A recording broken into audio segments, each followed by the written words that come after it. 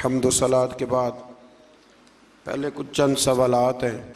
एक तो ये है कि सैयद अपने बहन भाई जो सैयद हैं क्या उनको ज़कात दे सकता है? तो सैयद को फ़ी नफ्स ही सदका और ज़कात नहीं लगता, कोई भी दे, इसलिए उनकी वैसे खिदमत करें, वो मखदूम है उम्मत के, कि वैसे खिदमत करें।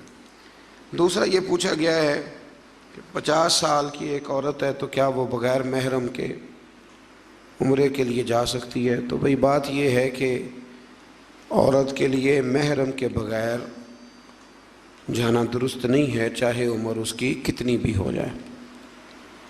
फिर ये पूछा गया है कि किसी बेवा औरत के पास सदका और ज़कात की खासी रकम जमा हो गई है, तो क्या वो किसी कारोबार के लिए उन पैसों को इस्तेमाल कर सकती है, किसी को दे सकती है? जब आप किसी को ज़कात देते हैं तो आपके लिए तमलीक शर्त है। फ़िक़्ह का एक जुमला है तमलीक, मतलब ये कि सामने वाले को मालिक बनाना ज़रूरी है। तो जब आप किसी को किसी चीज़ का मालिक बना देते हैं, फिर जो उसका देला है वो करे, फिर वो उससे कारोबार करे या वो उससे कुछ और करे। हज़रत उमर बिन अब्दुल अज़ीज़ रहमतुल्लाह अलैह के ज़माना मुबारका में एक शख्स था जिसको ज़कात लगती थी, तो इतने लोगों ने ज़कात दी थी कि उसने उसी साल ही कारोबार शुरू कर लिया और फिर अगले साल उसने ख़ुद ज़कात देनी शुरू कर दी।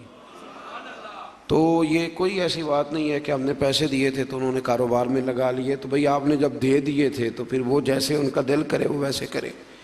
पूछा गया है कि तर्जमा और तफसीर वाला कुरान मजीद पढ़ना चाहते हैं तो कौन सा पढ़े? आला हज़रत फ़ाज़िल बरेलवी रहमतुल्लाह अलैह का जो तर्जमा है उर्दू तर्जुमों में वो दुनिया का बेहतरीन तर्जुमा है। और मतलब ये मैं अक़ीदत की बुनियाद पे नहीं कह रहा, कराची यूनिवर्सिटी से PhD का मकाला मंजूर हुआ है उर्दू तराजुम पर कि पाकिस्तान में जो उर्दू तर्जुमे उनमें सबसे बेहतरीन तर्जुमा कौन सा है। तो आपकी कराची यूनिवर्सिटी ने एक शख्स को PhD की डिग्री इस बात पर दी है कि वाकई तूने साबित कर दिया है कि सबसे अच्छा तर्जुमा आला हज़रत फ़ाज़िल बरेलवी का तर्जुमा है, अदब वाला और चाशनी वाला। अब ये है कि बहुत सारे लोग छापते हैं और सारे अल्हम्दुलिल्लाह अच्छी कोशिश करते हैं, लेकिन मशवरा आपके लिए ये है कि जो दावत इस्लामी ने शाया किया है तर्जुमा कुरान मजीद वो हर लिहाज से इस वक्त जो छपते हैं उनमें सबसे बेहतरीन है। उन्होंने उस पर बड़ा ज़बरदस्त काम कराया है, जो उसकी यहाँ ज़रूरत थी तखरीज की वो तखरीज कराई है, और जिस जगह कोई उन्होंने देखा कि आम आदमी के लिए मुश्किल होगी वहाँ उन्होंने आसानी पैदा की है। तो इस वक्त जो छप रहे हैं तर्जमे वो आप कोशिश करें कि दावत इस्लामी का छपा हुआ तर्जमा कुरान मजीद का आप हासिल करें। वो एक बड़ा उम्दा काम उन्होंने किया है। आला हज़रत की और भी कई किताबें उन्होंने छापी हैं और जो काम किया बड़ा शानदार किया है, इल्मी और तहकीकी काम। उनकी खिदमात इस मैदान में बड़ी उम्दा हैं। तो आप वो तर्जमा हासिल करें और उसका मुताला करें, और उसके साथ हाशिया है हज़रत सदरुल अफ़ाज़ुल बदरुल मुमासिल सैयद नईमुद्दीन साहब मुरादाबादी का, वो हाशिया है। तो बड़ा मज़ेदार काम है। अगर आपको चस्का लग गया ना उसको पढ़ने का कि एक रुकू तर्जमा तफसीर से रोज़ पढ़ना है, शर्त यह है कि मज़ा लग जाए। अगर लग गया ना तो इंशाअल्लाह ताला फिर आप जितनी मर्ज़ी रोटी खा के सोएं, वो आपको आवाज़ ज़रूर देगा कि उठ यार एक दफ़ा पढ़ लें, वो आवाज़ ज़रूर देगा। तो इसलिए ये जो सवालात थे मैंने अर्ज़ कर दिए। आज हमारे सबक का 28वां पारा है। तो 28वें पारे का आगाज़ हो रहा है, इसका नाम है सूरह मुजादिला, झगड़े वाली सूरत। बात बड़ी दिलचस्प है। अल्लाह फरमाते हैं कद समी अल्लाह, तहकीक अल्लाह ने सुन ली, कौल अल्लती, उस औरत की बात, तुजा दिलू का, जो आपसे झगड़ा कर रही थी, फी ज़ौजी हा, अपने खामन के बारे में।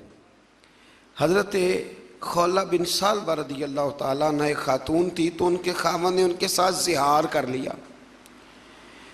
एक ज़िहार होता था अरब के अंदर, वो कहते थे कि औरत को कि तेरी जो है वजूद का फ़लाँ हिस्सा वो मेरी माँ के वजूद के फ़लाँ हिस्से की तरह है।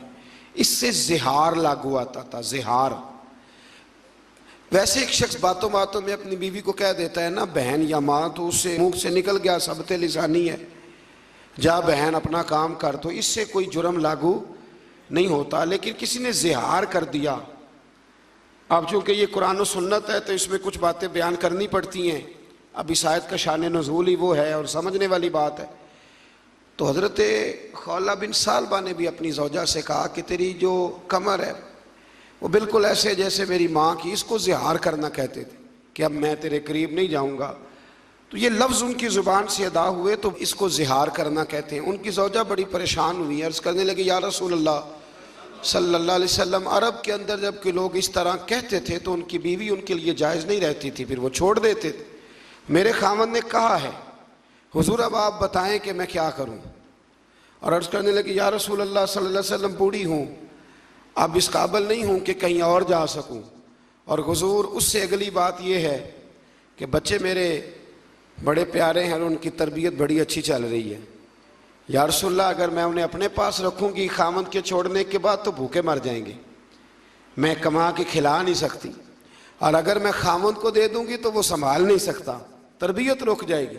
हुजूर फरमाने लगे ज़रा ठहर जा, अभी इसके बारे में कुरान नाजिल नहीं हुआ, ज़रा नाजिल हो लेने दे। बूढ़ी औरत थी तो झगड़ने लग गई, कहने लगी नहीं नाजिल हुआ तो मैं क्या करूँ, मेरे तो मसले का हल करके दे। या रसूलल्लाह मेहरबानी, ये नाज का झगड़ा है, बेअदबी का झगड़ा, ये नाज है। हुजूर अब मैं किधर जाऊँ, महबूबा मैं अब तेरा दरवाज़ा छोड़ के किधर जाऊँ, यहाँ आई हूँ तो यहाँ से आगे कहाँ जाऊँ। तो रब करीम ने फरमाया महबूब रब ने उसकी बात सुन ली है जो अपने खामन के मामले में तुझसे झगड़ा कर रही थी, अल्लाह करीम ने उसकी बात सुन ली है। अब इस तरह करें, उसको हमारा हुक्म दे दें। हुक्म क्या है कि वो खामद इस तरह करे, उसका खामद जिसने ये काम किया है कि एक ग़ुलाम आज़ाद करे। अगर ग़ुलाम आज़ाद नहीं कर सकता तो 2 महीने के लगातार रोज़े रखे, और जो ये नहीं कर सकता वो 60 मिस्कीनों को 2 वक्त का खाना खिलाए, वो खाना खिला दे। 3 बातें हो गई, ये ग़ुलाम आज़ाद करे, ग़ुलाम खासा महंगा होता था, ये नहीं कर सकता तो 2 महीने के लगातार रोज़े रखे, ये नहीं कर सकता तो 60 मिस्कीनों को 2 वक्त का, जिसने ज़िहार किया, ये लफ्ज़ कहे अपनी बीवी के लिए। तो हुजूर ने उनके खामद को बुलाया और बुला के कहा भाई तेरी बीवी ने बात की है तो रब करीम ने उसकी अर्ज़ को सुन लिया है और सारी उम्मत का भला हो गया है, अब तो इस तरह कर, एक ग़ुलाम आज़ाद कर। कहने लगा हुजूर मेरे पास ग़ुलाम कहाँ से आया। तो नबी करीम ने फरमाया फिर 2 महीने के लगातार रोज़े रख। या रसूलल्लाह मैं बूढ़ा और बीमार आदमी हूँ। तो हुजूर ने फरमाया फिर 60 मिस्कीनों को खाना खिला दे 2 वक्त का। कहने लगा हुजूर वो भी नहीं कर सकता, मेरे नबी करीम ने अपने पास से पैसे दिए मिस्कीनों को खाना खिलाने के लिए। ऐसा कोई महबूब कहीं होगा ना कहीं है, देखो बैठा है चटाई पे मगर अर्श नशी है। हजरत खौला बिन सालबा ना बड़ी बूढ़ी हो गई थी, तो एक दिन हजरत उमर फारूक गुजर रहे थे तो ये भी गुजर रही थी, तो हजरत उमर को बुला लिया तो दोपहर में खड़ा कर लिया, तो देर तक बातें करती रही, देर तक। हजरत उम्मे ऐमन भी अक्सर ऐसे करती थी। हजरत खौला बिन सालबा जब देर तक गुफ्तगू करती रही तो एक साहब ने हजरत उमर से कहा कि आप इतना टाइम उसने लगा दिया है तो इसको कहें कि बात मुख्तसर करे। फरमाया चुप कर, मैं उसकी बात ना सुनूं जिसकी बात मेरे रब ने भी सुन ली है और कुरान मजीद की आयात नाजिल कर दी है। तो इस सूरह मुबारका में इब्तदाई आयात के अंदर अल्लाह ताला ने मसला ज़िहार का जिक्र फरमाया। फिर आयत नंबर 9 से आगे आदाब मजलिस बयान किए, अहले इल्म की फजीलत बयान की और इरशाद फरमाया गया कि तुमने आदाब मजलिस का सरगोशियाँ नहीं करनी, ख्याल रखना है। और नबी पाक अलैहिस्सलाम ने हमें इसकी तफसीर बयान करके बताया कि 3 आदमी बैठे हों तो एक को छोड़ के 2 आपस में बात ना करें, सरगोशी ना करें, कान करीब ना करें। ज़्यादा मजलिस हो तो फिर बात अलग है, लेकिन 3 बंदे बैठे हों तो 2 बंदे आपस में गुफ्तगू कान जोड़ के न करें। फिर इससे आगे सूरह हशर शुरू हो जाती। सूरह हशर का माना होता है इकट्ठा करना। चूँकि बनु नुज़ैर को इकट्ठा करके मदीने से निकाला गया, फिर खैबर और शाम की तरफ जिला वतन किया गया और उस बात का इस सूरह मुबारका में ज़िक्र फरमाया गया, तो लिहाजा इसका नाम सूरह हशर है। इसकी आयत नंबर 9 में अल्लाह तबारक व तआला ने इरशाद फरमाया कि वयुसिरून अला अनफुसिहिम वलौ काना बिहिम खसासा। फरमाया मेरे महबूब के ग़ुलामों की शान ये है कि उन्हें शदीद हाजत भी हो तो फिर भी वो अपनी ज़ात पर दूसरों को तरजीह दे दिया करते। बड़ी मारूफ हदीस है हज़रत अबू तलहा अंसारी की। नबी पाक अलैहिस्सलाम की बारगाह में मेहमान आ गए तो हुज़ूर अलैहिस्सलाम ने फरमाया कौन है जो इनकी खिदमत करेगा। अज़वाज मुतहरात के यहाँ जब मालूमात की गई तो खाना बज़ाहर मौजूद न था। हज़रत अबू तलहा अंसारी घर ले गए, बीवी से कहने लगे कितना खाना है? का सिर्फ बच्चों का। फरमाया उन्हें बहला के सुला दे। और जब मेहमान के सामने खाना रख दिया जाए ना तो चिराग ठीक करने के बहाने बुझा देना। मेहमान उनका नहीं था, मेहमान रसूल करीम का था। ये बात ख़ास है। हमारे उस्ताद गिरामी फरमाया करते थे यहाँ बात को समझो, मेहमान नबी करीम का है तो कुर्बानी उन्होंने दरअसल रसूल पाक के नाम की दी। बच्चों को बहला के सुना दिया, बीवी चिराग ठीक करने के बहाने उठी तो चिराग बंद कर दिया। अब दोनों मियाँ बीवी मुंह हिलाते रहे कि मेहमान को पता चले रोटी खा रहे हैं। मेहमान खाना खा के सो गए। सुबह जब ये आए मस्जिद नबी में तो महबूब करीम ने यह आयत पढ़ के सुनाई। फरमाया तेरा रात वाला अमल खुदा को भी बड़ा पसंद आया है और मोहम्मद मुस्तफ़ा को भी बड़ा पसंद आया। फिर इससे आगे आयत नंबर 21 में कुरान मजीद की जलालत का बयान फरमाया। लौ अनज़लना हाज़ल कुरआन अला जबलिन लरअयतहु खाशियम मुतसद्दिअम मिन खशियतिल्लाह। फरमाया ये कुरान अगर पत्थरों और पहाड़ों पे नाजिल करते तो वो अल्लाह के खौफ से रेज़ा रेज़ा हो जाते। वतिलकल अमसालु नदरिबुहा लिन्नास, ये मिसालें हम लोगों के लिए बयान करते हैं ताकि तुम इनसे अकल हासिल करो, नसीहत पकड़ो। फिर एक आयत जो 10वीं है सूरह हशर की, वो बीच में रह गई, उस पर भी तवज्जो करें। ये जो आयत है ये इसाले सवाब की असल है। वल्लज़ीना जाओ मिन बादिहिम यक़ूलून रब्बना इग़फ़िर लना व लिइख़वानिना अल्लज़ीना सबक़ूना बिल ईमान। बड़े गौर से तर्जुमा सुनना है आपने इस आयत का। फरमाया जो कहते हैं इस माल में उनका भी हक है जो ईमान वालों के बाद आए।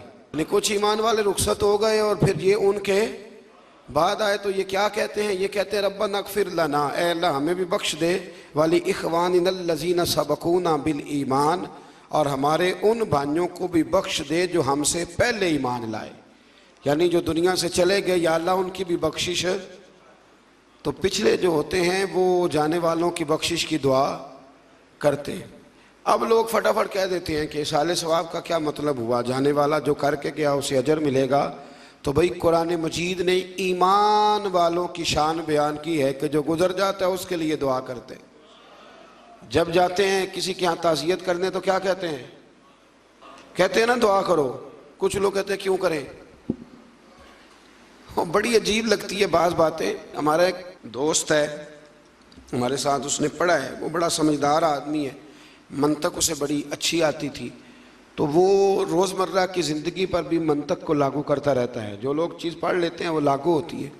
एक बड़े ख़ानदान से उसका ताल्लुक़ है, तो दारे बने होते हैं ना दारे, इसी तरह उन्होंने जगह दी हुई थी।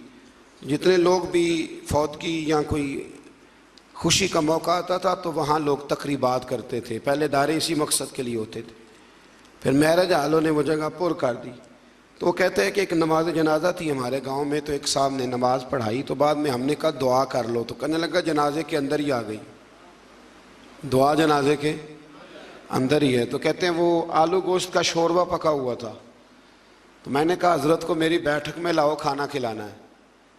कहते हैं वो खाने के लिए बैठे तो थोड़ा मिर्च ज़्यादा डाल दिया शोरबे में, तो फ़ौरन खाने के बाद उन्होंने पानी मांगा, तो मैंने कहा शोरबे के अंदर पानी भी है, इसके अंदर पानी। तो कहने लगे नहीं यार तू अब उधर पर चला गया, किधर, पानी पिला, मेरा मुंह जल रहा है। तो कहने लगे आपने वहाँ तो कहा था कि दुआ अंदर ही है, तो बाहर नहीं होनी चाहिए, तो यहाँ भी पानी शोरबे के अंदर। कहते मैंने उसे कहा उठा कसम पानी है कि नहीं? कहने लगा जी शोरबा तो पानी से ही बनता है। तो मैंने कहा दोबारा क्यों पी रहा है? और हर बंदा पी रहा है रोटी के साथ पानी, तो क्यों पीते हो? शोरबे में पानी नहीं? ये तो हुई मंतकी दलील। अब मेरे रसूल पाक अलैहिस्सलाम ने फरमाया जो दुआ तुम फ़र्ज नमाज के बाद मांगते हो रब ज़रूर कबूल फरमा लेता है, अल्लाह अपने फजल से कबूल फरमाता है। तो नमाज के अंदर दुआ नहीं मांगी थी रब्बी जालनी मुकीमस सलात, मांगी थी, तो नमाज के बाद क्यों मांगी? इसका मतलब है कि दुआ दुआ ही होती है, वो हर वक्त मांगे जब दिल करे मांगे, जनाजे के अंदर भी मांगे और जनाजे के, और उस पर हदीस अबू दाऊद शरीफ में मौजूद है, नबी पाक ने फरमाया जब जनाजा पढ़ लो तो मुखलिस होकर फिर दुआ मांगो, मुखलिस होकर। अब बड़ी अजीब बात है ना जी कि लोग कहते हैं कि दुआ भी मांगनी है ना, अल्लाह से भी मांगना है तो हमसे पूछ के मांगो कब मांगना है कब नहीं मांगना। भाई रब से मांगना है, उसके बंदे। शब बारात वाले दिन मुझसे किसी ने सवाल पूछा कि लोग कहते हैं इस रात इबादत करनी चाहिए कि नहीं करनी चाहिए। एक टीवी स्टेशन पर मैं जा रहा था, हमारी शायद वो पाकिस्तान की सबसे बड़ी मस्जिद है, उसमें मुझे मौका मिल रहा था तो मुझे रोक लिया, कहने लगे जी आप ये बताएं कि इस रात इबादत करनी चाहिए कि नहीं करनी चाहिए। तो मैंने कहा यार बड़े अजीब आदमी हो, कई दफ़ा पहले मैं ये बात अर्ज कर चुका हूँ। मैंने कहा अल्लाह की इबादत भी किसी से पूछ के करनी है, इबादत किसकी करनी है, करनी किसने? तो मशवरा लेगा साथ वाले से, यानी किसी को शनाख्ती कार्ड दिखाएंगे कि ये शनाख्ती कार्ड है, अगर तू इजाज़त दे तो नफल पढ़ लें। ये क्या फ़लसफ़ा है? आप भी फटाफट उलझ जाते हैं, भाई हम जाने हमारा खुदा जाने। तो इसलिए अहले ईमान अपने उन गुजर जाने वालों के लिए बख्शिश की दुआ करते हैं। फिर सूरह हशर के आखिर के अंदर अल्लाह ताला ने अपने अस्मा का जिक्र फरमाया है, पढ़ते हैं ना आप वो आयतें, वल्लाहुल लज़ी ला इलाहा इल्ला हु आलिमुल गैब व शहादत वर रहमान रहीम। आगे सूरह मुमतहिना शुरू होती है। मैंने आपसे कहा था कि इसी बहाने सूरतों के नाम भी याद कर लेते हैं। क्या नाम है? सूरह मुमतहिना। इस सूरह मुबारका में ना बिल्कुल शुरू में अल्लाह ने इरशाद फरमाया या अय्युहल्लज़ीना आमनू ला तत्तखिज़ू अदुव्वी व अदुव्वकुम, ए ईमान वालो मेरे और अपने दुश्मनों को दोस्त ना बनाओ, मेरे और अपने दुश्मनों को।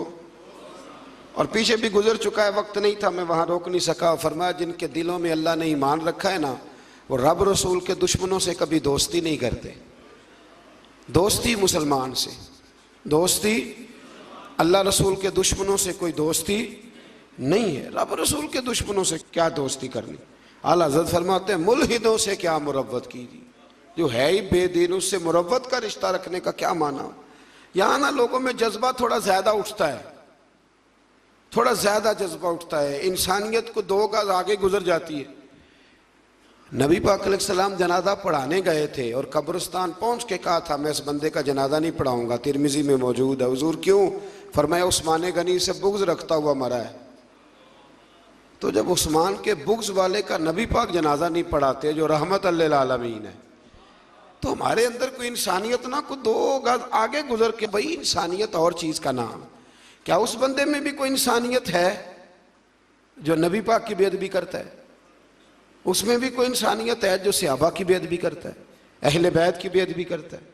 तो आप पहले देख तो ले कि माजरा क्या है। तो फरमाया मेरे और अपने दुश्मनों को कभी दोस्त न बनाओ। फिर इससे आगे सूरह मुमतहिना में ना आयत नंबर 10 में बहुत सारी औरतें ना हिजरत करके मक्के से मदीने आने लग गई थी, बहुत सारी, और कुछ बिला वजह बस ऐसे थोड़ा सा इख्तलाफ हुआ तो आने लगी। तो अल्लाह ताला ने आयत नंबर 10 में फरमाया कि हिजरत करके आने वाली औरतों के बारे में मोमिनों से फरमाया कि उनके ईमान का यकीन होने के बाद, जब जुम्मे तय हो जाए कि वाकई ये वैसे नहीं आई, मोमिना है इसलिए आई है, फरमाया यकीन होने के बाद उन्हें कुफार की तरफ मत लौटाओ। और फरमाया मोमिन औरतें काफिरों के लिए हलाल हैं, न काफिर मर्द मुसलमानों के लिए हलाल है। नीज़ फरमाया कि मुसलमान भी काफिर औरतों को अपने पास न रखे, वो भी अफारी करने। एक वक्त तक जायज़ था कि जब तक अभी ज़ाहिर है लोगों के माहौल इस तरह के थे कि खामद कलमा पढ़ता था तो बीवी नहीं पढ़ती थी, तो बीवी कलमा पढ़ती थी तो खामद, तो एक वक्त के लिए उसको अभी गुंजाइश दी गई। लेकिन जब हालात इस तरह के हुए कि अल्लाह ने इस्लाम को गलबा दिया तो फिर मना कर दिया। फरमाया अगर तुम्हारी औरत काफिर है तो अब तुम्हारा निकाह कायम नहीं। कुछ लोग अभी भी फतवे उठा के लाते हैं, बिलखुसूस बाहर के ममालिक से ऐसे बहुत सारे लोग सवालात भेजते हैं कहते हैं जनाब सुना है अहले किताब के साथ निकाह करना जायज़ है। तो मैंने कहा वो अहले किताब वो होते थे जो अल्लाह की तौहीद पर कामिल यकीन रखते थे। यहाँ तो यहूदी हज़रत उज़ैर को अल्लाह का बेटा मानते हैं माज़ल, ईसाई हज़रत ईसा को अल्लाह का बेटा मानते हैं, तो अहले किताब कहाँ से हो गए? तो मुशरिक है। वो अहले किताब थे, वो हर नबी को अल्लाह का बंदा और नबी जानते थे, किसी को बेटा न कहते थे। तो ये तो मुशरिक हैं, शरीक बनाते हैं अल्लाह के। ये अहले किताब तो ढूंढने से मिलेगा आपको कोई अहले किताब, अल्लाह समझने की तौफीक अता फरमाए। तो ऐसे ही बड़ी जल्दी राव में ना बहना चाहिए, बल्कि तहकीक करनी चाहिए। और फिर होता यह है कई दफ़ा कि हम लोगों का प्रोग्राम बन चुका होता है, निकाह करने का प्रोग्राम तय हो चुका होता है। अब ये वाक़यात तेज़ी से हुए हैं तो हमें भी थोड़े से तजर्बात होने लगे हैं। अब कोई आदमी किसी औरत को लेके आता है ना, इसे कलमा पढ़ा दे, मुसलमान होना चाहती है, तो मैं पूछता हूँ क्यों होना चाहती हो? वजह तो होती है ना दीन बदलने की। आप एक नया नज़रिया कबूल कर रहे हैं, अल्हम्दुलिल्लाह बड़ा अच्छा कर रहे हैं, पर कोई वजह भी तो बयान करें ना। तो अक्सर वजह यही समझ में आती है कि उन्होंने शादी करनी होती है ज़्यादातर। तो वो अब जी शादी होनी है तो लिहाजा कलमा पढ़ा दें। तो ये आप मर्द की खातिर कलमा ना पढ़ें, ना मर्द औरतों की खातिर कलमा पढ़ें। कलमा जब भी पढ़ें अल्लाह रसूल की रज़ा के लिए पढ़ें। ये इसलिए ना कलमे पढ़ें कि हमने शादियाँ करनी, मैं शादी का प्रोग्राम बना हुआ था तो लिहाजा। और ऐसे ऐसे अजीब मामलात। एक दफ़ा एक मेरे पास मसला आ गया कि एक ईसाई औरत है तो वो कलमा पढ़ना चाहती है। तो मैंने कहा ठीक है लाएं, देर नहीं करनी चाहिए मुसलमान करने में। तो मैंने थोड़ी सी उससे तहकीक की तो मुझे पता चला कि वो अपने खामन से जान छुड़ाना चाहती है।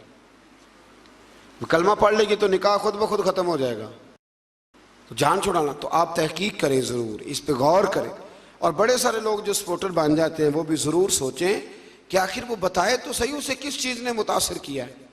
बड़े कम लोग आपको ऐसे मिलेंगे जो मुतासिर होकर तहकीक करके दीन को दिल से कबूल करके आते हैं। ऐसा कोई आए तो उसके तो पैरों के नीचे पर बिछा देने चाहिए, आंखें बिछा देनी चाहिए। इस तरह का कोई आए, अल्लाह तौफीक अता फरमाए।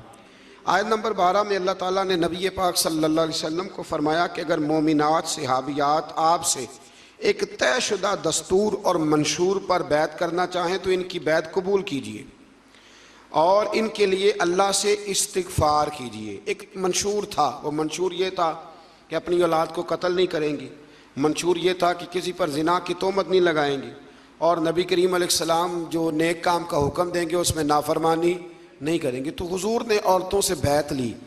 इसी से हमारे उलमा ने लिखा है कि औरत किसी पीरे कामिल से बैत करना चाहे तो उसकी बैत करना बिल्कुल दुरुस्त है। चूँकि औरतें यहाँ बैत करती थी लेकिन नबी पाक ने किसी औरत का हाथ पकड़ के मुरीद नहीं किया, बल्कि हुजूर जुमले इरशाद फरमाते थे और औरतें जवाब में वो जुमले कहती जाती थी। इसी का नाम बैत है। तो आज भी अगर इस तरीके पे बापर्दा रह के कोई खातून कहीं से कुछ सबक लेती है, कोई रूहानी असबाक याद करती है, तो उसके लिए ये सुन्नत इस आया सूरह मुम्तहना की आयत नंबर 12 में मौजूद है। आगे सूरह सफ शुरू होती।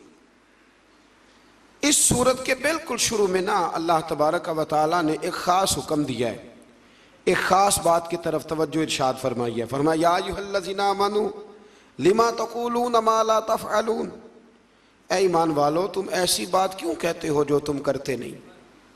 हमारे माशरे में बातों की बेकदरी पता कब हुई है? जब बातों को लोगों ने वक्त गुजारने का जरिया समझ लिया है। कुरान कहता है वो बात तुम क्यों कहते हो जिस पर तुम्हारा अमल नहीं है। वैसे भी एक होता है अल्फाज का हेर फेर, उसका मजा नहीं होता, वो कई दफा अदाकारी होती है। एक होता है जज्बात का इजहार, जज्बात का इजहार। जब आप दीन पर अमल करते हैं तो फिर दीन खिताब का नाम नहीं रह जाता, तकरीर का नाम नहीं रह जाता, फिर वो जज्बात का इजहार होता है। और जब आप जज्बात का इजहार करते हैं तो जज्बे सीधे रूहों से जाके टकराते हैं। तो दीन पर अमल करें। दीन मनाने के लिए नहीं आया, दीन अमल करने के लिए आया। दीन पर अमल करें और आप सिर्फ वो बात करें जिस पर आपका अपना अमल। बहुत सारी बातें हैं, बहुत सारे बुजुर्गों के वाक़यात हैं, और बाबा फरीद साहब का एक जुमला ना पूरी तफसीर लगता है। बाबा फरीदुद्दीन गंजे शकर का एक जुमला पूरी। बाबा साहब बड़े ज़बरदस्त कारी थे कुरान पाक के। बर्रे सगीर में उस वक्त 4-5 कारी थे जो सोना कुरान पढ़ते थे। और बाबा साहब की जो अपनी बेटी थी ना, बाबा साहब ने सब आशरा का कारिया बनाया था अपनी बेटी को। अब तो आप चले जाएं दरबार शरीफ पे तो नमाज पढ़नी मुश्किल कर देते हैं कवाली वाले। वो कभी अंदर वाला हाल बंद हो जाए तो बाहर आपने पाक पतन शरीफ नमाज पढ़नी हो तो आप उनकी मिन्नत भी करें तो बंद नहीं करते। तो कुरान शरीफ की बारी कब आएगी? बाबा फरीदुद्दीन मसूद गंजे शकर क्या एक वाकया इस आया मुबारका के हवाले से गोया वाज़े बातें खोलता है। बड़ी दूर से एक औरत आई तो उसने कहा मेरा बेटा गुड़ बड़ा खाता है। तो हजरत साहब बीमार रहने लग गया है। को पता है ना, हमारे माँ बाप तो यही कहा करते थे कि टाफियाँ ना खाओ, दांत निकल जाते हैं। हालांकि उन्होंने जब निकलना होता है वो निकल ही जाते हैं, पर बुजुर्ग भी जो कहते थे वो ठीक ही फरमाते थे। तो बाबा साहब से वो माँ कहने लगी दम कर दे, तो बाबा साहब कहने लगे कल आना। बीबी बेचारी घोड़े पे बैठ के ऊँट पे बैठ के यहाँ पैदल आई थी, 2-4 घंटे जाने में फिर लगे, अगले दिन फिर 2-4 घंटे का सफ़र करके आई। बाबा जी दम कर दें, गुड़ बड़ा खाता है। तो बाबा साहब ने पुश्त पे हाथ फेरा, प्यार किया, दम भी किया और बच्चे से कहने लगे पुत्र गुड़ नहीं खाना आज के बाद, बहुत ज़्यादा खाना नुकसानदेह होता है। बीबी को बड़ा गुस्सा आया कि ये 2 जुमले कहने थे तो कल ही कह देते, कल फरमा देते, इतना सफ़र क्यों कराया। तो जब उसके आपने बॉडी लैंग्वेज देखी और चेहरे के तासुरात देखे तो फरमाने लगे तुझे गुस्सा आ रहा है ना कि कल क्यों नहीं कहा। कहने लगी बिल्कुल आ रहा है। फरमाने लगे कल इसलिए नहीं कहा कि जब तू आई थी ना उस वक़्त मैंने भी राज्य के गुड़ खाया था और पूरा मज़ा लेके खाया था। मैं तो वैसे भी गंद शकर हूँ, मैंने खुल के गुड़ खाया था। तो अब चूंकि तेरे बेटे को नसीहत करनी थी तो फिर कल से लेकर अब तक खाया नहीं, कल से लेकर अब तक खाया नहीं। इसलिए अमल, अब नसीहत करने वाले बड़े ज़्यादा हैं, बड़े हैं, लेकिन अमल का जब रास्ता आप इख्तियार करते हैं फिर आपकी बात में असर भी होता है और फिर ये फ़ायदा भी होता है कि सामने वाला भी आपको सच्चा जानता है कि यार ये सिर्फ लफ्ज़ नहीं बयान कर रहा, वाकई इस पर भी ये बात तारी है। अल्लाह ताला हमें तौफीक अमल नसीब फरमाए। फिर आयत नंबर 6 में फरमाया कि ईसा बिन मरियम ने कहा क्या बनी इसराइल वालों मैं तुम्हारी तरफ अल्लाह का रसूल हूँ और अपने से पहली किताब तौरात की तस्दीक करने वाला हूँ और मैं तुम्हें उस अजीम रसूल की खुशखबरी देने आया हूँ जो मेरे बाद आएंगे और उनका नाम अहमद होगा। मेरे बाद आएंगे और उनका नाम अहमद होगा। तो हज़रत ईसा अलैहिस्सलाम ने हुजूर के आने की खुशखबरी दी। फिर आयत नंबर 8 से फरमाया कि दुश्मनाने दीन चाहते हैं कि अल्लाह के नूर को अपने मुंह की फूंके मार मार के बुझा दे और अल्लाह तो अपने नूर को पूरा करना चाहता है, खा काफिरों को कितना ही बुरा लगे। अरसला रसूलहू बिलहुदा व दीनिल हक़ लियुज़हिरहू अला दीन कुल्ली, ये दीन गालिब आएगा चाहे किसी को कितना ही बुरा। ये मैं नहीं पेश गोई कर रहा, ये कुरान मजीद की आयत पढ़ के सुना रहा हूँ। अल्लाह फरमाते हैं किसी को कितना भी बुरा लगे अल्लाह अपने नूर को पूरा। ये लिबरल सारे बोलते हैं तो बोलते रहे, ये जो बेचारे बाहर जाते हैं तो उनको बड़ी शर्म आती है ना कि हम मुसलमान हैं माज़अल्लाह, तो लोग हमें कहते हैं कि वहाँ तो बड़ी खुल के अज़ानें होती हैं, तो जमातें होती हैं, तो उलमा और मशाइख और मौलवी, तो ये जितना मर्जी ज़ोर लगा लें, इस्लाम की फितरत में कुदरत ने लचक दी है, उतना ही ये उभरेगा जितना के दबा दोगे। अल्लाह फरमाते हैं कि हम इस दीन को गालिब करेंगे। फिर अल्लाह तबारक व तआला ने ना सूरह सफ़ के अंदर, सूरह सफ़ के अंदर अल्लाह तबारक व तआला ने मोमिनों से कहा कि मैं तुम्हें एक तजारत ना बताऊं, एक कारोबार ना बताऊं। बड़े लोगों से मशवरा करते हैं ना क्या करें, तो अल्लाह फरमाते हैं या अय्युहल्लज़ीना आमनू हल अदुल्लुकुम अला तिजारतिन, क्या मैं तुम्हें एक तिजारत ना बताऊं, तुनजीकुम मिन अज़ाबिन अलीम, वो तिजारत पता क्या करेगी, तुम्हें दर्दनाक अजाब से बचा लेगी। तिजारत ना बताऊं, या अल्लाह बता। फरमाया तुमिनून बिल्लाहि व रसूलिही, वो तिजारत ये है कि रब उसके रसूल पर पुख्ता ईमान ले आओ और फिर क्या करो, व तुजाहिदून फी सबीलिल्लाहि बि अमवालिकुम व अनफुसिकुम, फिर तुम अपने मालों और जानों से उसके रास्ते में जिहाद करो। गोया रब कहता है तुम मेरी तरफ लग जाओ, ये तिजारत बड़ी शानदार है। और हज़रत अबू बकर सिद्दीक़ के कौल ने तफसीर कर दी, फरमाने लगे तू रब की तरफ तवज्जो कर ले, रब की तेरी तरफ तवज्जो हो जाएगी, रब की तेरी तरफ। और ये शर्त है, जब आपने तवज्जो करानी हो तो आपको तवज्जो करनी भी पड़ेगी। अब हम लोग ना लाडले बड़े बनते हैं, हम कहते हैं करना कराना कुछ ना पड़े, हमारे लाड देखे जाएं। और मियाँ लाड लोड कोई नहीं देखे जाते, पक्की बात। अब्बा जी को भी वही बच्चा अच्छा लगता है जो काम सही करे। ये लालच नहीं, ये उनका खुलूस है अपने बच्चे के साथ। अगर वो काम ठीक करेगा तो वो मोहताज नहीं होगा किसी का, अपने भाइयों का दस्ते नगर नहीं होगा, वो दूसरों के साथ भी अच्छा सलूक करने वाला होगा। तो कमाऊ पुत्र अच्छा लगता है, ये अच्छी बात है। तो इसी तरह जो जिहाद करे अल्लाह के रास्ते में, वो रब रसूल को भी अच्छा लगता है। फिर आगे अल्लाह तबारक व तआला ने ना सूरह जुमा का बयान फरमाया। इस सूरत की आयत नंबर 2 में अल्लाह तबारक व तआला ने इरशाद फरमाया कि मैंने ना नबी पाक अलैहिस्सलाम को कुछ मकासद दे के भेजा है, कुछ मकसद हैं। वो मकसद क्या है? यतलु अलैहिम आयातिही, फरमाया वो पढ़ के सुनाता है इन्हें उसकी आयतें, वयुज़क्कीहिम, और उन्हें पाक करता है, वयुअल्लिमुहुमुल किताब वल हिकमा, और उन्हें किताब और हिकमत सिखाता है। नबी पाक ने सिर्फ कुरान नहीं सिखाया, साथ हिकमत भी सिखाई। हिकमत दीन की रूह है। ये हिकमत का तर्जमा शेख सादी ने किया है। फरमाते एक मन इल्म हो ना तो संभालने के लिए 10 मन अकल की भी ज़रूरत है। शर्त यह है कि मन हो भी, सवा पाना हो गई। 2 मसले याद करके तो कहता मैंने 21 मौलवियों से पूछा, मेरा नहीं किसी ने भी हल किया। वो मसला नहीं होता, कोई पहेली होती है, तो हम अड़ जाते हैं। ऐसा न करें। फिर इससे आगे ना अल्लाह तबारक व तआला ने सूरह जुमा के अंदर ही जुमे की फर्जियत का बयान फरमाया। या अय्युहल्लज़ीना आमनू इज़ा नूदिया लिस्सलाति मिन यौमिल जुमा, ए ईमान वालो जब तुम्हें बुलाया जाए नमाज जुमा के लिए, फसऔ इला ज़िक्रिल्लाह, तो फिर तुम अल्लाह के ज़िक्र की तरफ दौड़ कर आओ। कब बुलाया जाए? पहली अज़ान की दूसरी? हम कब दौड़ के जाते हैं? और बड़े बड़े बहाने, बड़े बड़े बहाने। कहते हैं जी हज़रत साहब पिछले साल वाली तकरीर कर रहे हैं इसलिए मैं लेट जा रहा हूँ। तो मैंने आपको बताया था कि कुरान में एक एक मजमून 9-9 दफ़ा बयान हुआ है। तो वो सिपारा आप छोड़ देंगे जहाँ दोबारा बात बयान हो रही? क्या बात करते हैं आप? बड़े बड़े अजीब बहाने। भैया वक्त पे जाएं, टाइम पे जाएं। फसऔ इला ज़िक्रिल्लाह, दौड़ के जाओ अल्लाह के ज़िक्र की तरफ। तो पहली अज़ान हो जाए तो अब आपकी जिम्मेदारी है कि आप सारा कुछ छोड़ छाड़ के तो मस्जिद की तरफ सफ़र करें। आगे सूरह मुनाफिकून शुरू हो रही है। बड़ा बेनियाज है ना, मुनाफिकों के नाम पे भी सूरत रख दी है, बेनियाज है। पूरी सूरत है मुनाफिकून। मुनाफिक उसको कहते हैं जो ज़ुबान से तो बड़े दावे करता है इस्लाम के, लेकिन अंदर उसके इस्लाम नहीं होता। तो अल्लाह ताला ने इसकी पहली आयत में फरमाया इज़ा जाअकल मुनाफिकून कालू नशहदु इन्नका लरसूलुल्लाह, फरमाया महबूब मुनाफिक आपकी खिदमत में हाजिर होते हैं तो कहते हैं हम गवाही देते हैं कि आप अल्लाह के रसूल हैं, आप अल्लाह के रसूल है। फरमाया वल्लाहु यअलमु इन्नका लरसूलुहु, अल्लाह भी जानता है कि आप अल्लाह के रसूल हैं। वल्लाहु यशहदु, लेकिन अल्लाह गवाही देता है कि इन्नल मुनाफिकीन लकाज़िबून, कि बेशक मुनाफिक झूठ बोल रहे हैं। उन्होंने क्या कहा था? ये झूठ है। अल्लाह कहता है झूठ बोल रहे हैं। उन्होंने क्या कहा था? आप अल्लाह के, अल्लाह क्या फरमाता है?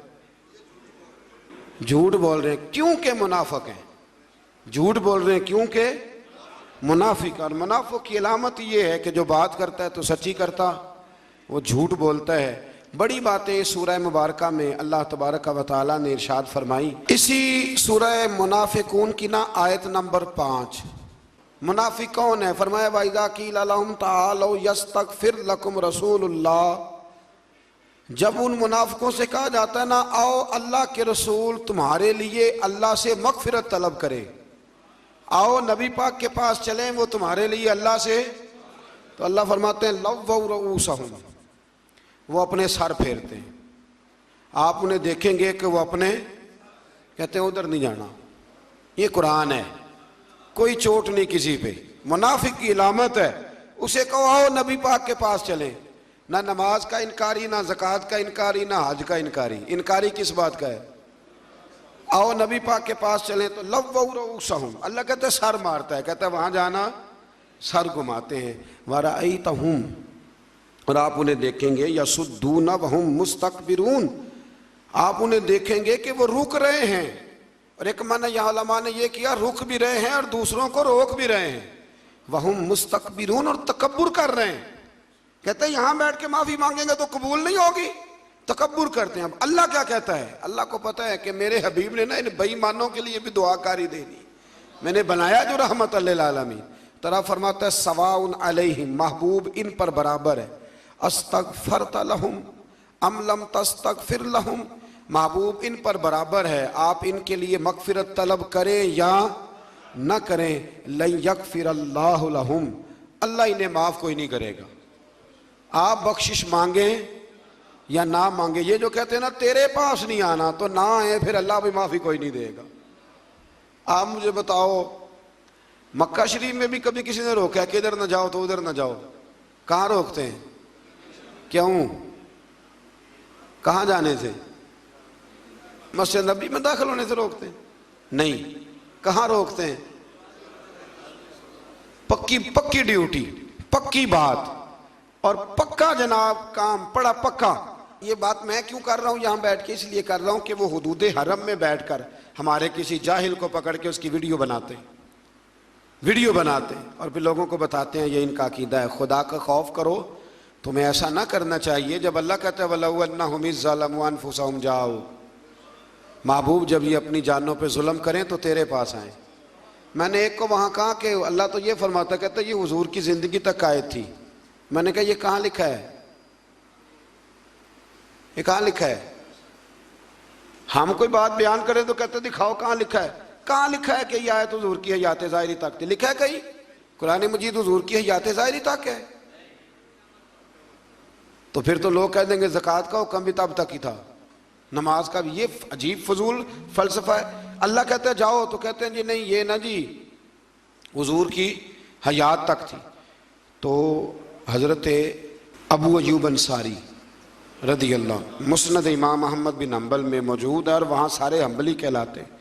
खलीफा अब्दुल मलिक बिन मरवान कहता है मैं रात के वक़्त रोज़ा रसूल पे आया तो मैंने एक शख्स को ना नबी पाक की कब्र पे लेटे हुए देखा और वो अपने रुखसार हुजूर की कब्र अनवर से रगड़ रहा था। मैंने ठोकर लगाई, मैंने कहा तुझे पता है तू क्या कर रहा है? तो कहते जब उन्होंने नज़र उठाई तो मैं हैरान हो गया, वो हज़रत अबू अयूब अंसारी थे और मुझे कहने लगे मैं किसी बुत के पास नहीं आया, मैं रसूल करीम की बारगाह में आया। तो वो तो हुजूर की कब्र अनवर के बारे में कहते हैं कि मैं नबी पाक के पास आया। तो ये अल्लाह ताला ने उनकी अलामत बयान की। अल्लाह ताला हमें समझने की तौफीक अता फरमाए। फिर अल्लाह तबारक व तआला ने ना जी इसी सूरत के दूसरे रुकू में अल्लाह ताला ने अहले ईमान को फरमाया कि माल और औलाद की मोहब्बत तुम्हें अल्लाह के ज़िक्र से गाफिल न कर दे, और फरमाया हमने तुम्हें जो माल अता किया है मौत सर पर आने से पहले उसे दीन की राह में खर्च करो, वरना फरिश्ता अजल को देखकर हर कोई कहेगा कि मुझे थोड़ी सी मोहलत मिल जाए, मैं सदका करूं और नेकोकारों में से हो जाऊं। तो अल्लाह ताला ने फरमाया मौत का वक्त मुकर्रर आने पर फिर किसी को एक सांस की भी मोहलत नहीं मिलेगी। आगे सूरह तगाबुन शुरू होती है। इस सूरह मुबारक की आयत नंबर 16 में फरमाया कि अल्लाह ताला से डरने वाले, सुनने और इताअत करने वाले और अल्लाह के रास्ते में खर्च करने वाले और बुखल से बचने वाले। बुखल क्या होता है? कंजूसी। इससे बचने वालों को उखरवी फलाह पाने वाले ये लोग हैं, इनकी खबर दे दो। अल्लाह ताला ने फरमाया कि मैं करार देता हूँ कि ये आखिरत में कामयाब हो जाएं। फिर आयत नंबर 14 में अहले ईमान को फरमाया कि तुम्हारी बीवियाँ और तुम्हारी औलाद में से कुछ तुम्हारे दुश्मन हैं। तुम्हारी बीवियों में से और तुम्हारी औलाद में से कुछ तुम्हारे, ये कोई नाराज़ ना हो जाए ख़वातीन बिलखुसूस, ये सूरत तगाबुन की आयत नंबर 14 है। फरमाया तुम्हारी औलाद और तुम्हारी बीवियों में से कुछ तुम्हारे। क्या मतलब है यहाँ दुश्मनी का? मतलब ये है कि कहीं उनकी किसी नाजायज़ ख्वाहिश के पीछे लग के अपनी आखिरत तबाह ना कर लेना। वो कहते हैं कि फलाना इतने महंगे कपड़े पहनता है तो तू हराम कमाई करके ला, तो ये दुश्मनी कर रहे हैं तेरे साथ। और अगर वो तुझे मशवरा दे रहे हैं तूने अकेले नहीं करना, अब ज़माना ही बदल गया है, तो ये दुश्मनी है, तुमने इस दुश्मनी से बचना है। आगे सूरह तलाक शुरू होती है जी। वक्त चूँकि बड़ा मुख्तसर होता है तो बड़ी तेज़ी के साथ आगे बढ़ना पड़ता है। सूरह तलाक की सिर्फ एक आयत। फरमाया वमन यत्तकिल्लाह यजअल लहू मखरजा, जो अल्लाह से डरेगा अल्लाह हर मुश्किल से निकलने के लिए उसे रास्ता अता फरमा दे। वयरज़ुक़हु मिन हैसु ला यहतसिब, और उसे वहाँ से रोज़ी देगा कि जहाँ से उसका कभी गुमान भी नहीं गया हो। जो अल्लाह से डरेगा अल्लाह हर मुश्किल से निकलने का उसे रास्ता। ये वो आयत है कि हज़रत अब्दुल्लाह इब्न मसूद फरमाया करते थे, जिसने इस पे अमल कर लिया उसकी दुनिया भी बन गई और आखिरत भी बन गई। फिर आगे सूरह तहरीम शुरू होती है। इस सूरह मुबारक की आयत नंबर 6 में फरमाया, या अय्युहल्लज़ीना आमनू कू अनफुसकुम व अहलीकुम नारा, ए ईमान वालों खुद भी जहन्नम की आग से बचो और अपने घर वालों को भी बचाओ। इसका क्या माना है? इसका माना यह है कि ए ईमान वालों, जिन चीज़ों का अल्लाह रसूल तुम्हें हुक्म देते हैं तुम उन चीज़ों का अपने घर वालों को हुक्म दो। ये माना खुद नबी करीम अलैहिस्सलाम ने बयान फरमाया। हज़रत उमर ने पूछा तो अल्लाह के नबी ने यह माना खुद बयान किया। फरमाया जिन चीज़ों का अल्लाह रसूल तुम्हें हुक्म देते हैं तुम अपने घर वालों को उन चीज़ों का हुक्म दो, और जिन चीज़ों से अल्लाह रसूल तुम्हें मना करते हैं तुम अपने घर वालों को उन चीज़ों से मना करो।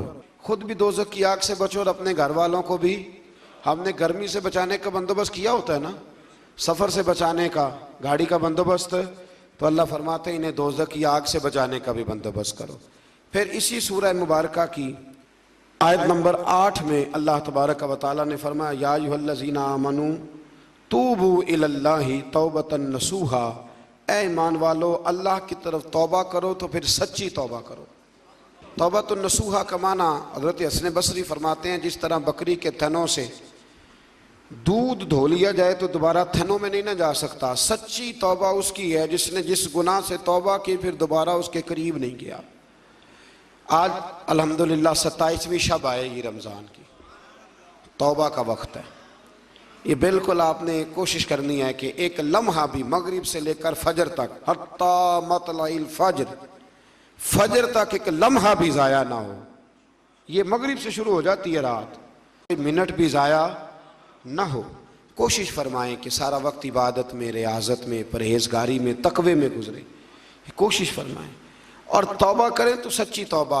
इस तरह ना तौबा करें कि सारी रात रोते रहे पर सुबह झूठ छोड़ने का इरादा ही कोई नहीं, मिलावट छोड़ने का प्रोग्राम ही कोई नहीं और सारी रात रोए, तो ये मजाक है, ये तौबा नहीं।